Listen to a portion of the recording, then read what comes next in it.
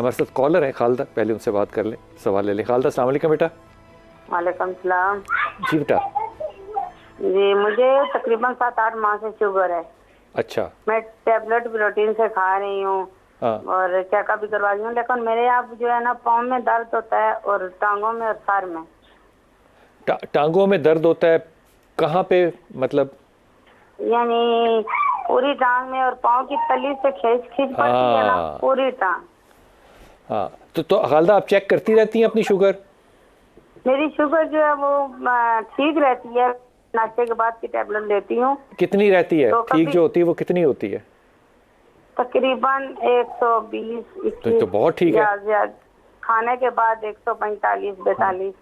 अच्छा, ये बड़े टिपिकल इंडिकेटर्स हैं कि पाँव की तली जो है इसके ऊपर आपको तकलीफ़ है, क्योंकि ये एंड नर्व्स है ना, तो एंड नर्व्स के ऊपर आमतौर पे डायबिटिक पेशेंट जो है उनको इश्यूज होते हैं। डॉक्टर साहब, आपने खालदा का सवाल सुना, टांगों में दर्द और तलवे जो हैं इनमें इशू है इनको, तो आप तली से दबाऊं तो मुझे पूरी टांग में आराम आ जाता है। हाँ डॉक्टर साहब, ये क्या इशू है? ठीक है, देखें मेरा नहीं ख्याल कि खालदा को डायबिटिक न्यूरोपैथी है। ये और चीज़ें हैं जिसमें एक तो जो आपके पाँव की एड़ी है उसकी हड्डी बड़ी हुई होती, तो उसको हम कैल्सीनियल स्पर कहते हैं। ठीक। तो एक तो उस पे पोडियाट्रिस्ट को दिखा के या कैल्सीनियल स्पर के लिए एक्सरसाइज करेंगी तो वो दर्द कम होगा, या इसी तरह से एक शू वाले के पास अगर जाएंगी तो वो हील पैड रखवाते हैं, उससे भी इसमें आफाका आ सकता है। बिल्कुल ठीक। दूसरी चीज़ ये है कि इन मरीज़ों के अंदर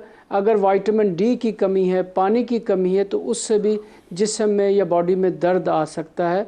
तो विटामिन B12 अपना चेक करवाएं, अपना विटामिन डी लें और उससे आपकी दर्द जो हो वो कम होगी। थोड़ी सी एक्सरसाइज करें। डॉक्टर साहब, हमारे यहाँ विटामिन्स लेने का रवाज बड़ा कम है। एक डायबिटिक पेशेंट को कौन कौन से सप्लीमेंट्स लेने चाहिए?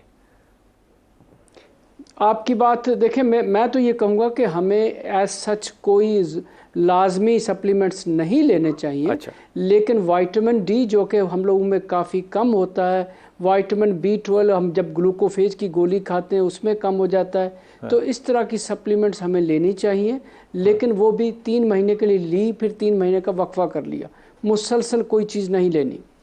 अच्छा डॉक्टर साहब, आजकल बहुत ज़्यादा रिवाज है कि आप कॉम्बिनेशन लें कैल्शियम, मैग्नीशियम और जिंक का। ये डायबिटिक पेशेंट के लिए कितना अच्छा या बुरा है?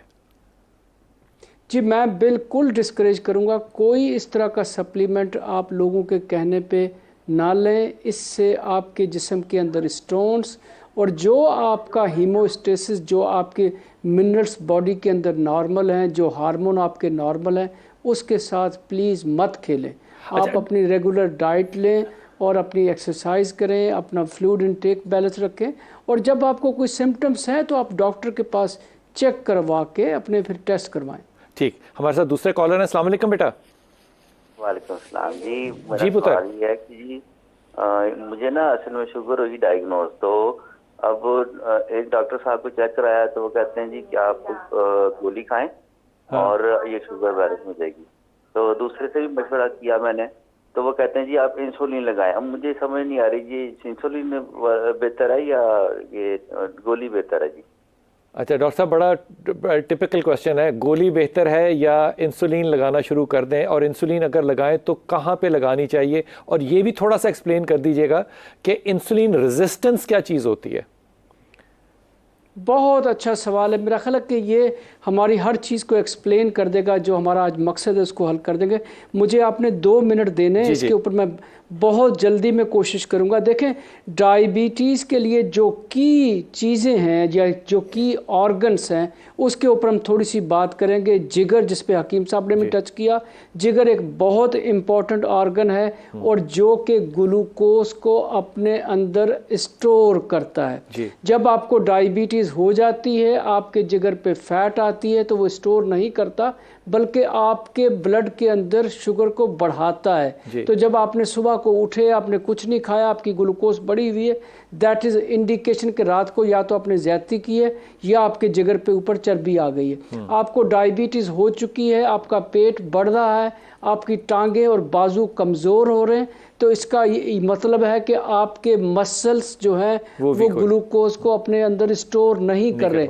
इसके लिए अपनी एक्सरसाइज बढ़ाएं और जिम ज्वाइन करें। मसल्स को जितना आप स्ट्रॉन्ग करेंगे उतनी आपकी शुगर की अच्छा कंट्रोल होगा। पेंक्रियाज से 2 हार्मोन निकलते हैं, इंसुलिन का हर किसी को पता है, ग्लूकागान कम लोगों को पता है। ग्लूकागान शुगर को बढ़ाता है और इंसुलिन जो है वो शुगर को कम करता है। पहले हम आज दिन तक सिर्फ इंसुलिन पे काम करते रहे हैं, लेकिन अब जो नई थ्योरीज आ रही हैं उसमें ग्लूकागान के ऊपर भी काम करने की ज़रूरत है, जिसके तहत हमारे पास कुछ ऐसे इंजेक्शंस और दवाइयाँ आ रही हैं कि जिससे ग्लूकागान को हम कम करते हैं और शुगर को हम अच्छे तरीके से कंट्रोल कर पाते हैं। इसी तरह से जो हर जगह पे हम बात करते हैं स्ट्रेस, तो ब्रेन से कुछ हार्मोन्स, कार्टिसोल से लेकर दूसरे हार्मोन्स निकलते हैं और इनका उसके साथ साथ आपके मैदे के साथ ताल्लुक़ है, अगर इंटेस्टाइन के साथ ताल्लुक़ है। अगर आप देखें तो डायबिटीज़ के कुछ मरीज़ होते हैं, उनके सामने आपने जितनी तादाद में चीज़ रख दी, वो जब तक प्लेट खाली नहीं होगे उसमें से हाथ नहीं निकालेंगे। तो उसके लिए कुछ इस तरह के इंजेक्शन्स आ गए कि जिसकी वजह से उनको वो दिए जाएं तो वो खाते कम हैं, उनका सेटिस्फेक्शन लेवल बेहतर होता है। आ गई बात इंसुलिन रेजिस्टेंस पे, तो इसका मकसद है कि आपने ताला लगा के चाबी साइड पे फेंक दी। इसका मतलब है कि आप उस बंदे के अंदर इंसुलिन इतनी मिकदार में पैदा हो रहा है जो कि अगर आपने बाहर से इंसुलिन दिया तो उसके ऊपर कोई फ़ायदा नहीं होगा। ये कंप्लीट इंसुलिन रेजिस्टेंस है। इसके साथ साथ जैसे पॉलीसिस्टिक ओवरी डिजीज़ है, इनफर्टिलिटी है, जिसके अंदर गायनिकोलॉजी वगैरह मरीजों को बताते हैं कि भाई आपके अंदर रिलेटिव इंसुलिन डेफिशिएंसी, आप ग्लूकोफेज वगैरह ले लें। तो इस कंडीशन के अंदर जैसे आपने फरमाया कि पेट बड़ा हुआ है, आपके गर्दन काली हो रही है, आपकी डबल चिन हो रही है, आपकी टांगे बाजू पतले हो रहे हैं, आपका ब्लड प्रेशर थोड़ा सा बढ़ा हुआ है, तो आपके लिपिड्स बढ़े हुए हैं, इसको हम कहते हैं इंसुलिन रेजिस्टेंट। ख़तरनाक कंडीशन है जिसके अंदर आपकी डायबिटीज़ वर्स होगी, आपको हार्ट अटैक का ख़तरा है। आपने इससे बचना है और इसमें बचने का पहला तरीका वही है कि लाइफ स्टाइल ठीक करना है, इंसुलिन नहीं लेना और आपने वो ट्रीटमेंट लेना है जिससे आपकी टांगे बाजू कमज़ोर ना हो, पेट की चर्बी कम हो।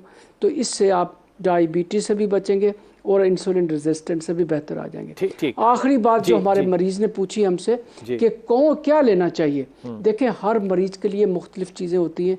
अगर आज आपको डायबिटीज़ हुई है तो मुझे चाहिए कि मैं आपको समझाऊं, आपको बिल्कुल अच्छे तरीके से बताऊं और आपको कहूं मियाँ 3 महीने के लिए अपनी डाइट, अपनी चीज़ें ठीक करो, अपनी एक्सरसाइज ठीक करो, वापस आओ। अगर आपकी HbA1c 6.5 तक आहिस्ता आहिस्ता आ जाती है तो आपको किसी दवाई की ज़रूरत नहीं। और अगर आप दूसरी दफ़ा आते हैं HbA1c आपकी 14% है, 13% है, तो कोई फ़र्क नहीं है, तो आप बेहतर इंसुलिन पे चले जाएं। शुक्रिया। डॉक्टर साहब, मैं जिक्र करना चाह रहा था जो आप सेंटर चला रहे हैं इस्लामाबाद में, लेकिन अभी वक्त मेरे पास कम है। मुझे मौका मिला तो मैं अगली दफ़ा उसके ऊपर भी आऊँगा, क्योंकि वो खुदा वास्ते आप बहुत से लोगों का भला भी करें। हकीम साहब, अगर कोई शख्स जो है, मेरी ज़िंदगी का मकसद ही है सर। बिल्कुल बिल्कुल बिल्कुल। हकीम साहब, अगर कोई शख्स जो है वो दवाइयाँ ना लेना चाहे तो किन जड़ी बूटियों से या किन खुराकों से अपने आप को बेहतर रख सकता है, हो डायबिटिक? सबसे डॉक्टर साहब ने बहुत अच्छी बात कही है कि इंसुलिन और दवाई जो है ना, वो आप ताला लगा के ना तो चाबी फेंक रहे हैं कि आगे कोई चीज़ काम ना करे। आप कोशिश करें, आपको शुगर कितनी भी आप कोशिश करें, सबसे पहले तो आप अपना तर्ज ज़िंदगी बदलें। ठीक है, वो हम बदलने को तैयार नहीं है। अच्छा, उससे मुराद उसके तर्ज ज़िंदगी, आप सारा दिन अगर दफ्तर में भी बैठते हैं, आप अपने लिए, अपनी ज़ात के लिए कुछ टाइम निकालें, वॉक का टाइम निकालें, आप मतलब कि थोड़ा सा इतना सा चलें और अपनी खुराक को चेंज करें। आप अगर एक खुराक दोपहर को खाते हैं तो नॉर्मल खाएं, पेट भर के मत खाएं। थोड़ी सी और हाँ जी, रात को आप अगर खाना खाते हैं तो ना तो रात आप कोई भी दूध ले लें या आप कोई फ्रूट भी हल्की खुराक हल्की गज़ा ले लें। हम इस चीज़ पे मतलब कि हम कुछ इंसुलिन, यार ये ये चीज़ें मुनासिब नहीं है। डॉक्टर साहब जड़ी बूटियों में क्या चीज़? जड़ी बूटियों में आप मतलब कि जड़ी बूटियों से अलावा आप खुराक पे ही आ जाए। मेथी है, वो शुगर के लिए इंतहाई बेहतरीन है। करेला, हाँ जी मेथी। अच्छा। या आप मेथी दाना जो रात को एक खाने वाला चमचा पानी में भिगो दे, सुबह उठ के उसको मल छान के उबाले दे के 2-3 पी लें सर, 40 दिन में वैसे ही शुगर ख़त्म हो जाएगी।